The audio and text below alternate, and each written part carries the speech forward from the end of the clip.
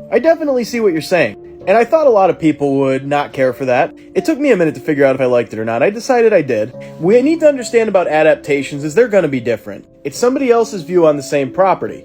And that doesn't mean you have to like it. If you didn't like it, you didn't like it. But this is a good excuse to talk about Sweet Tooth's origins in the games, which there wasn't a lot of. I mean, the origin is there. It's just really simple. He's a crazy clown who drives around in his ice cream truck and, TikTok, let me say words, unalives people. So starting from the beginning, he drives a truck around and talks to a paper bag. You recognize that, folks? And I'm going to say this now, this TV series took elements from every era of the games and blended them very well, in my opinion. Now, in the show, spoilers ahead, folks, the origin is that he was a child star, and he was on a TV show, and the dog started getting more attention than he does. Trigger warning, folks, the trigger. So he kills the dog. He's then sent to Blackfield Asylum. Anybody who played Twisted Metal Black will recognize that place. He escapes and locks his parents in the asylum after the grid goes down, and goes out and does Sweet Tooth stuff. Now, like I said, they blend elements from the old games and the new games, the more cartoony over the top and the darker and grittier. So I felt narratively they took more from the Twisted Metal Black origin, but tonally they took a lot more from the original games. The cartoony over the top stuff, I mean. So honestly, I feel like we get the most origin in Twisted Metal Black, but it's debated as to whether Twisted Metal Black actually happened. Because if you play as Minion, you don't get any cutscenes, but you get these coded messages that say it's all in Sweet Tooth's head. Nobody's sure if that means it's the way he sees the Twisted Metal tournament, or if this is all just entirely a dream. But that's all for another video. In Twisted Metal Black, he's a serial unaliver, and he gets caught.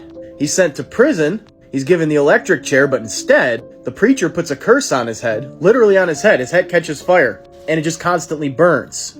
We also see some of that in the series, but it's not the same story at all. So his goal is to get that curse gone. Spoilers for Twisted Metal Black, but it came out 22 years ago, so I'm not really that sorry. In his ending, Calypso offers to remove the curse, but he can never unalive again, so he unalives Calypso. Says it's worth it. So, among all that, we see that there's a lot more of the first four games Sweet Tooth in this one.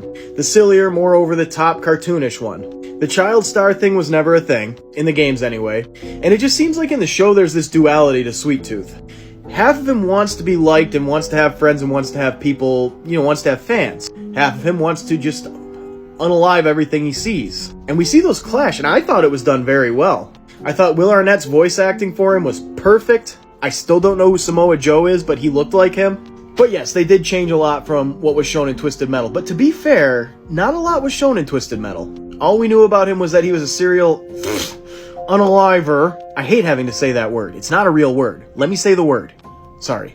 And the series really just went with their own interpretation as to what that was. I liked it, not everyone will.